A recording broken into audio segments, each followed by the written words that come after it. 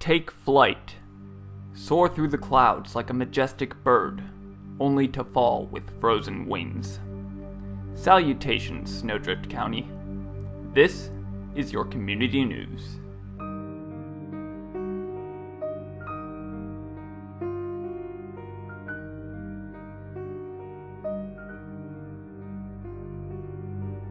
Incredible news, citizens. This morning, as the deep black sky began turning a respectable shade of gray, some of our neighbors who have been lost in the southern peaks have returned to their respective cities here in the county. During his morning patrol, Deputy Sheriff Byron Marshall was greeted by 12 of the about 160 missing citizens from all over Snowdrift County. Their skin appeared to be several shades darker than it was when they first went missing. Most of them are red, and have the same blistering affliction that the deputy faced when he last climbed the southern peaks.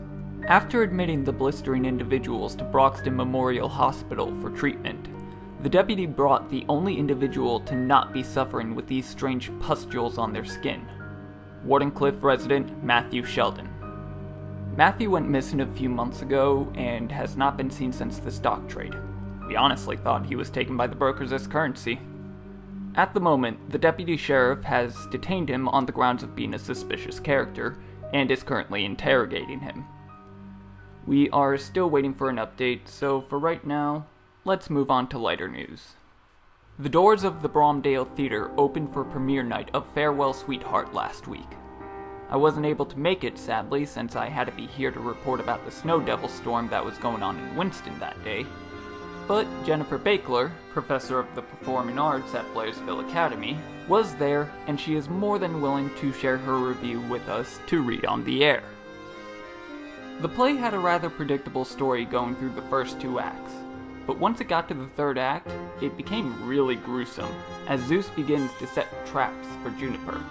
I don't want to spoil the ending, but the fourth and final act is not for the faint of heart.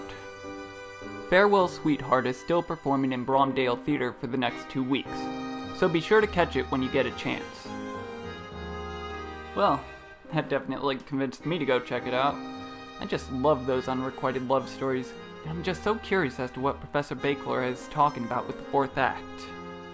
Also, not only is the theater still showing Farewell Sweetheart, but there's also quite a few exciting events in this week's community calendar. Monday, Henry O'Mallaghan, owner of Mallaghan's Pub and Grill, has a special event planned. While cleaning out the back room of the restaurant, he found a strange machine. It had 2 microphones, a speaker system, and a small screen, all attached to a central body. When he further examined the machine, he found a hard drive filled with all sorts of popular songs missing their vocal parts, including Rascal Cleve and the Barkeys' latest single, Our God is a Frozen One, from the Missing Pulpit album. When played, the lyrics for these songs would appear on the screen in time for where the vocal portions would be. Henry thought it would be fun for people to use this machine to sing along with their favorite songs without the actual vocals getting in the way. So, he decided to bring it out and let everyone in the county give it a try. Just stop in on Monday night and place your song request. The stage for the Sing For Us machine should be set up by then. I wonder if they have a Punch in the Jaw by Darren Mertens. I know it's a pretty old song, but it was always one of my favorites to sing along to. I'll have to message Henry and ask him about that. But, moving on.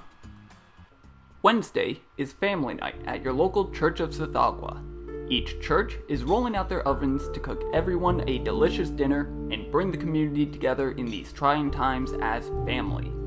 On the menu, they will have beef teriyaki with noodles, chicken alfredo, and vegan shepherd's pie. Those currently listening to this broadcast are invited, and these invitations cannot be turned down. Don't try to skip out, we know who you are. Yeah, anyone that is listening right now, you might be better off just clearing your schedule for Thursday as well. There's going to be an all-night vigil after dinner. It doesn't let out until about 6 in the morning, so it might be better to just go home and sleep in for the day. And lastly, on Saturday, the Blairsville Comedy Club will be hosting an improv night. The night will be hosted by Snowdrift County's #1 comedy troupe, Comic Kazi's. The troupe will have a series of games prepared for the night that will require audience participation, such as organic puppets and voiceover. The doors of the comedy club will open when the sky becomes dark gray, and the show will begin when the sky is black. Now that I think of it, I haven't been to a comedy show in years. Not since I adopted Danielle. I used to go see the Kamikazes every time they had a show. Maybe I'll get together with Joe and take Danielle to go see this upcoming performance.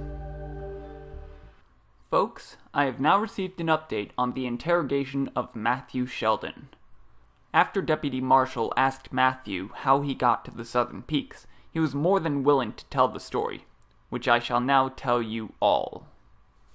During the stock trade, when brokers have just begun to flood the streets, the singing that Matthew claimed to hear from the caverns, that I honestly never heard, stopped its melodious tune and spoke to him in a worried tone, beckoning him to enter the caverns for safety.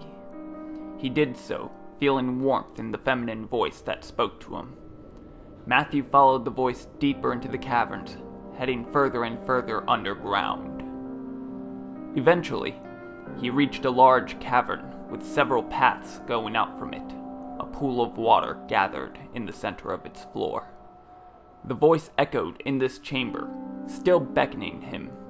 He eventually found what direction it was coming from and continued to follow it, now knowing that he was lost and this strange woman's voice is the only thing that might be able to get him out.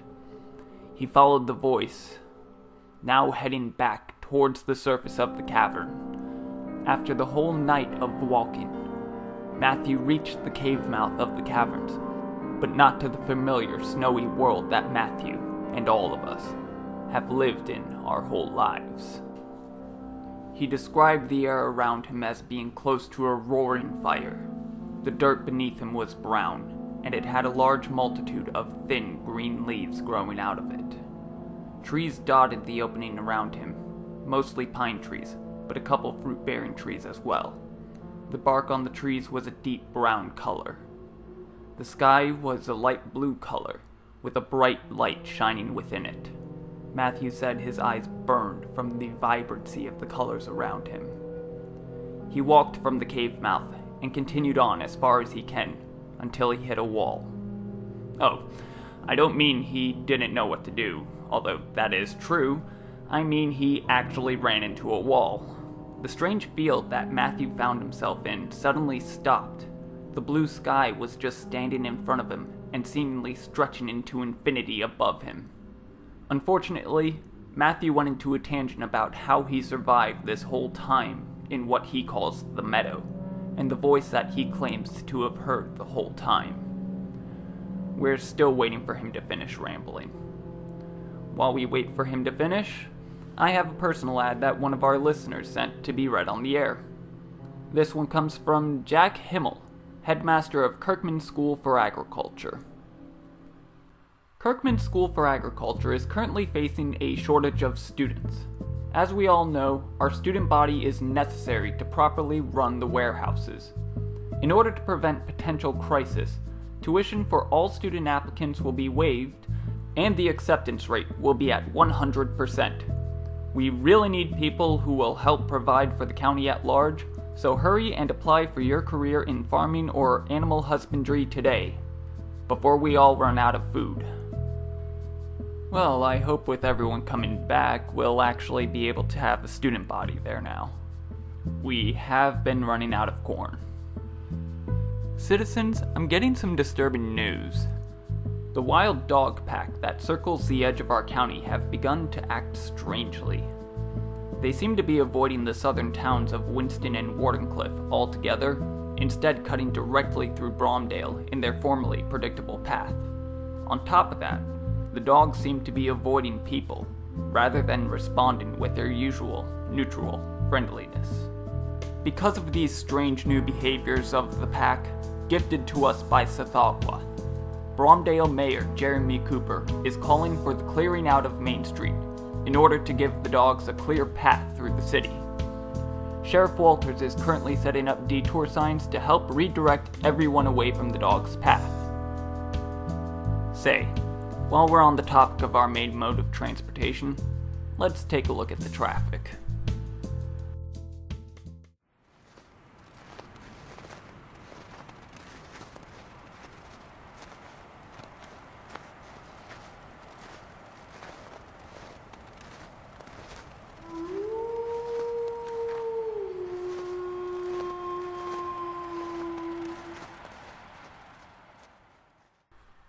Alright, it appears that Matthew Sheldon has stopped rambling.